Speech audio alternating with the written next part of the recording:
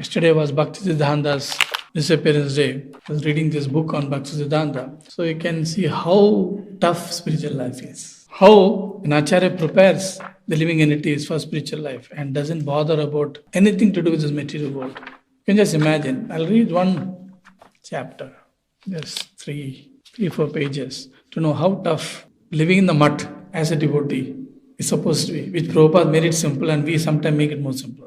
But we have to be cautious. As the Gaudiya Mata continued to grow, it attracted more money and prestige. Yet, with these came problems. Up until around 1930, when the marble temple in Bagh Bazar was opened, most devotees who joined the mission were serious about spiritual life.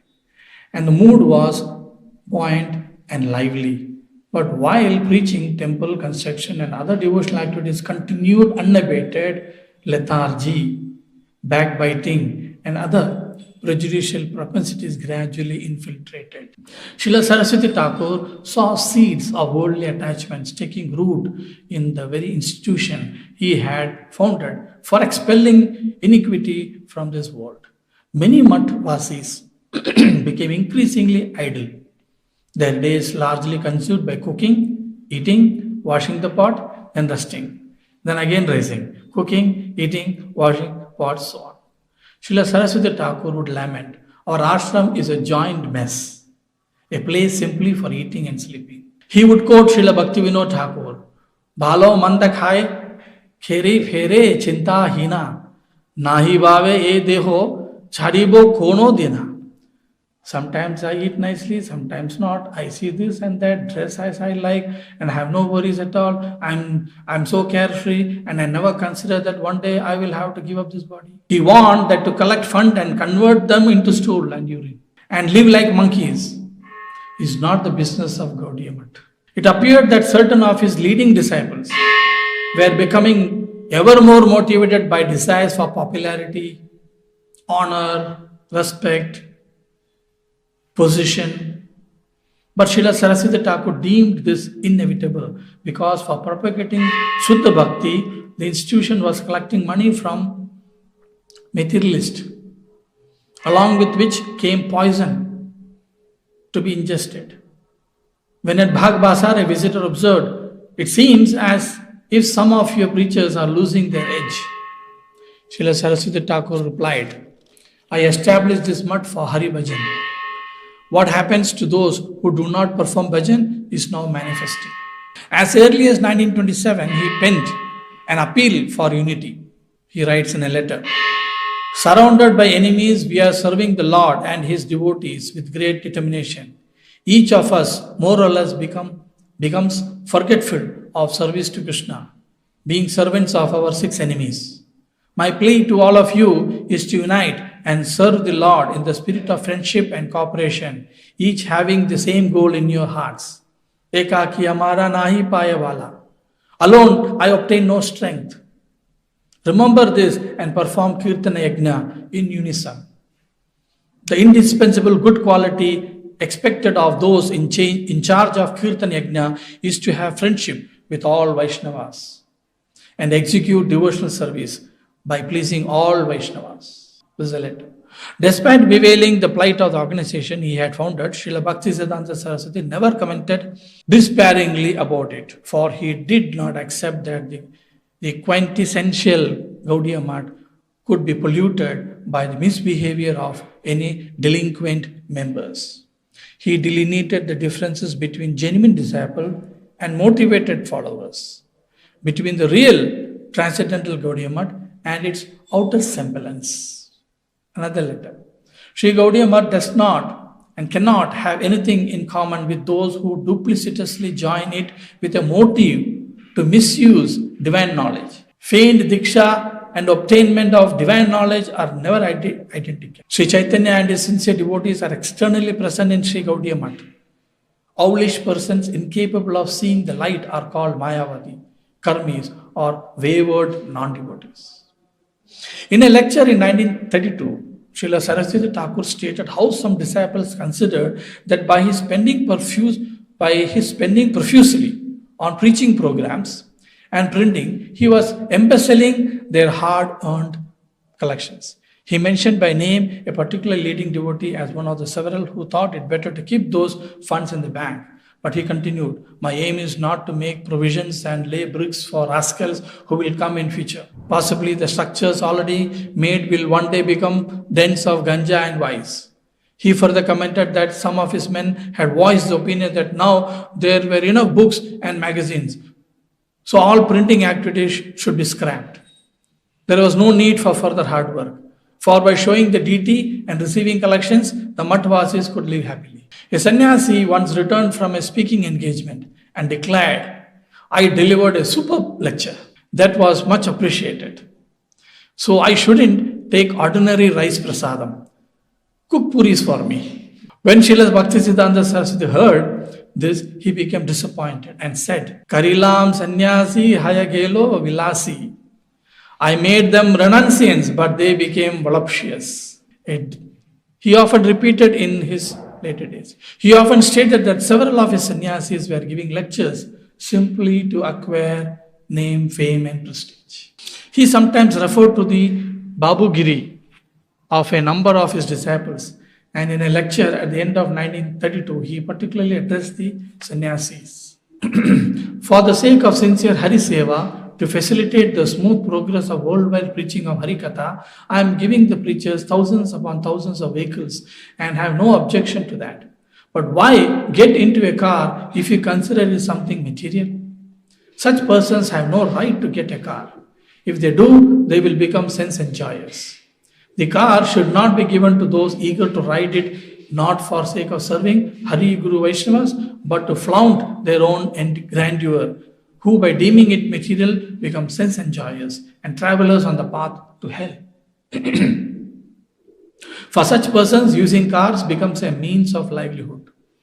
Why should persons who do not with mind, body and word sincerely serve the Lord, who do not give their very selves for serving Hari Guru Vaishnavas, ride in cars?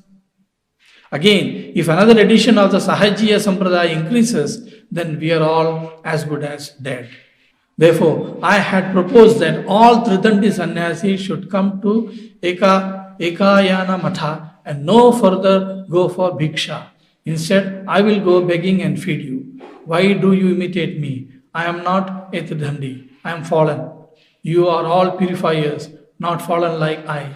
Is there anything wrong in my considering you purifiers and making you gurus? Deeming you as purifiers, I have made you into gurus. So why do you pretend to be anything else? The Tridandi beggars should at every moment be engaged in Hari Seva with body, mind and words. With what hope we came to serve Hari and what position we have now come to. Attempting to drive out institutional dross, in a letter of 25th April 1933, he gave a warning via a series of instructions to certain seemingly intractable Mathvasis. He writes, if our Hari Bhajana decreases, then our outlook will become like that of materialist and will devour us. Number one, whatever sannyasis do for personal sense gratification should be done by going barefoot. Never use shoes nor conveyance. They should not even use the worst vehicles, let alone the first class ones. Number two, they should never accept service from another. They should never engage anyone to rub their body with oil or massage their feet. Maybe this was going on. 3. Gourmandizing and making independent arrangements for eating are to be wholly forsown. 4. Sannyasis should never go to a physician or take medication according to their own wish. It is the duty of a sannyasi to serve the non-sannyasis. 5. A sannyasi residing within the mutt should give up the mentality, I am to be worshipped and served, and reside in the matta for the sake of serving all others. Otherwise, he should return home. Number 6. Excessive babugiri, drinking too much milk, and luxurious eating should be completely forsown. Number 7. There is no need for bodybuilding to reside in the mutt. Bodybuilders to reside in the mutt. Nor should it be like gentlemen's club. Only devotees should stay in the mutt. Number 8. Strengthening the senses by taking medicines. and tonics and trying to spend one's domination to attract others' wives or desiring to do so should entirely be given up. Number 9. We should always remember that Krishna is only Lord and enjoyer and all that, and that I am servant of everybody. Number 10. One should serve a devotee according to his level of bhakti. We cannot attain any auspiciousness as long as we are not delivered from the evil elephant of considering that others should serve us. 11. The fire of lust that burns for sensual indulgence should be extinguished. Number 12. A brahmachari should not wish to become a sannyasi to procure enhanced sense enjoyment. The desire to dominate is not at all devotional service. 13. To consider a sannyasi a vilasi, sensualist, and wanting to become a sannyasi with that motive should be totally rejected. When a sannyasi needs any item, it is the duty of the Mathvasis to take care of his requirement. If a sannyasi is free from false ego, then Mathvasis should serve him. One who indulges his senses and is deceptive cannot serve the Lord or his devotees. 14. We should be most careful and no type of Babugiri enters the Chaitanya Math or Gaudiya Math and associated maths, which would ruin the sannyasis, grihasthas and brahmacharis. The examples that we are getting should not be tolerated. Like the sannyasis, the householders should overcome the urges of desire and anger. 15. We must be alert not to fall to the same condition as persons creating their own misfortune by being averse to serving Hari, Guru and Vaishnavas. 16. Bragging, foppery and deceitfulness are to be wholly given up by the Mathvasis. We should never forget that Krishna is to be served at every moment, and even more indispensable is service to Vaishnavas. There must not be any unnecessary attendant, and sannyasis or preachers must not be provided with any vehicle unless solely for the mission's use. If sannyasis must go to the shop for dispensary or any other reason, other than the service of the mutt, they should go on foot. Even if the car is idle, still they should not take it. They should not use any conveyance. The mutt is not a place for babugiri. The spiritual hospital is not meant for its patients to display foppery.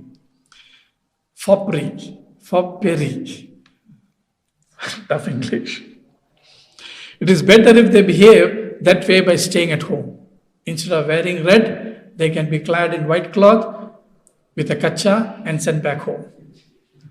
Those who want foppery, opulent provider and medicine can go back home and take care of their family. Then they will not have to identify themselves with the mutt.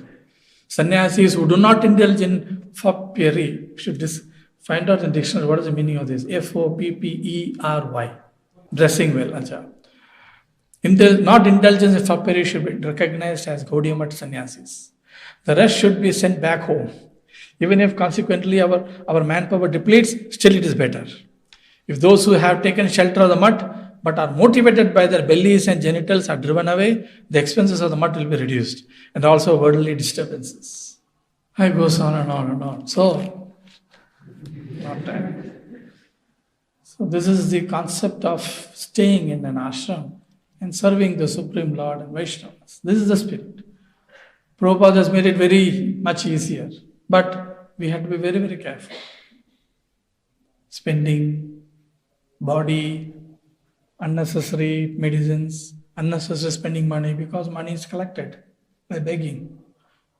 They are very, very, very careful in using the money coming from materialistic people.